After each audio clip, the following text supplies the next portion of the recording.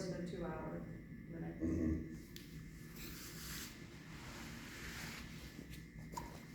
Coach, you had 2 days in pads. Can you assess what some of the new players are? Are they catching on? Yeah, I think, there's certainly a learning curve when it comes to the way that we expect practice to be. I think all of them are plenty athletic enough, and the transfer newcomers certainly have some college football under their belt too. But we like to think our way of preparing and going about things is a little bit different. So there has been some adjustment there in terms of the intensity and the expectations of practice, but they all fit in terms of their ability for sure. And knock on wood, the weather has been lenient for those guys. Yeah, we've got some guys transferred from Buffalo and all that, so they're used to most spring practices being in the indoor, and not because it's raining, because it's too cold or blustery or whatever the word is. But I lived that life for a few years, and so yeah, it hasn't been too hot. And again, without an indoor, we've stayed, again, knock on wood, pretty safe from any lightning as well. Coach, the second week has only started, but what are some improvements that you're already seeing from the team as you keep progressing? Maturity is probably the biggest thing, just from a team in general. This is a team of guys that come to work. They're excited to be at work. They like to be around each other. They like to be around their coaches. They like football. So we're not doing everything right by any stretch of the imagination, but or we're not doing everything right. But they're fun to be around because they take their work very seriously, but yet they have a smile on their face. They don't blink when you coach them hard. In fact, they want to be coached hard. So I think the team personality has been fun to watch evolve / be different, than what it had been, and so that's been fun to be.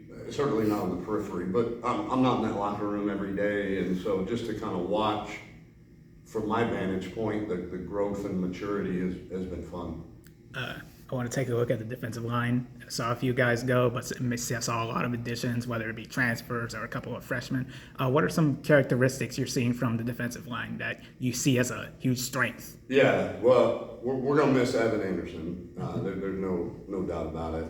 Probably, if we have a draft pick, he'll be the highest draft pick off last year's team. So we'll miss him, but we do feel good about the development inside of Hawk and Luttrell and Jacob Merrifield, and adding Prince to that equation. He has shown some flashes, and then on the edge, a guy that has certainly turned some heads has been Chisholm.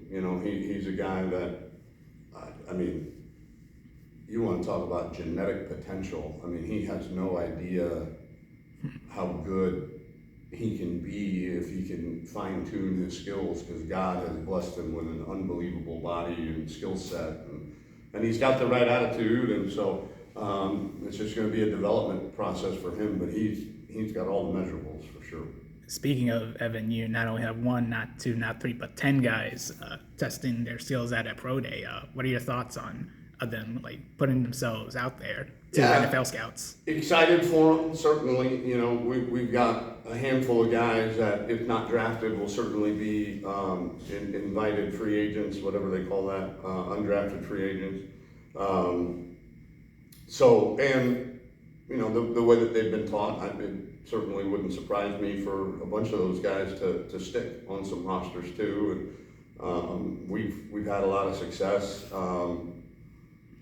With how our guys succeed in the NFL. I think, the instilling of the right way of working and handling your business has helped with that. But excited for our guys for sure.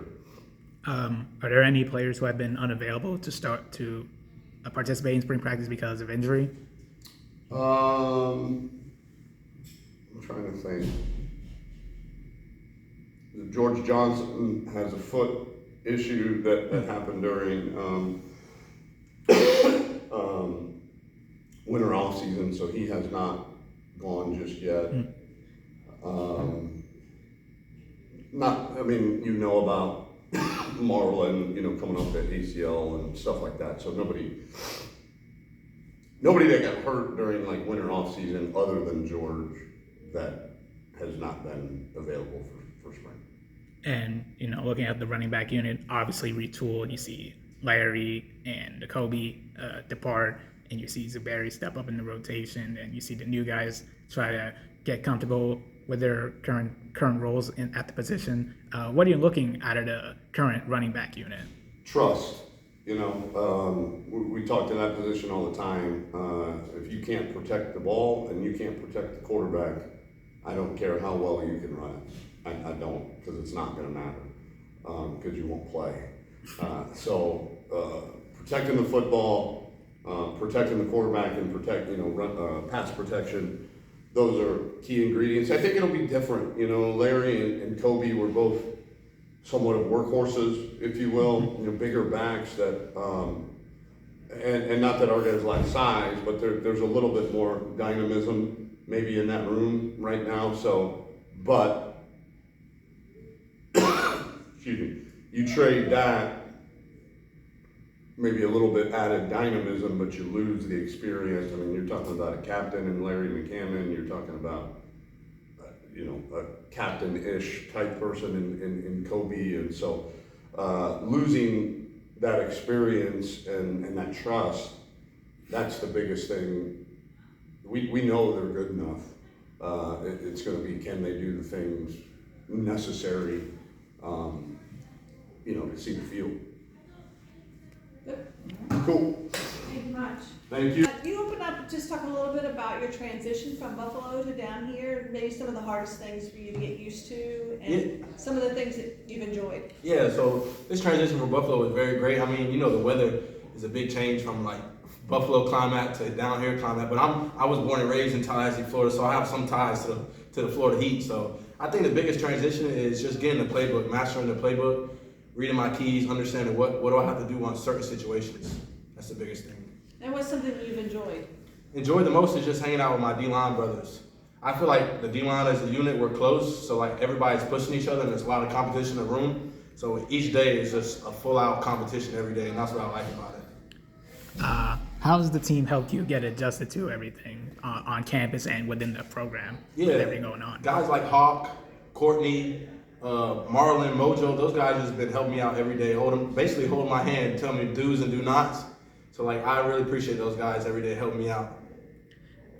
Two sessions with full pads on. What are your thoughts on how the team is looking so far as you begin the second week of spring camp? Yeah, for sure. Going into the second week of spring camp, I feel like from my last school to here, we're very physical. Like Coach Herman preaches physical and effort. So running to the ball, hitting, doing your assignment, that's the three main things that Coach Herman preaches every day, and I really respect that.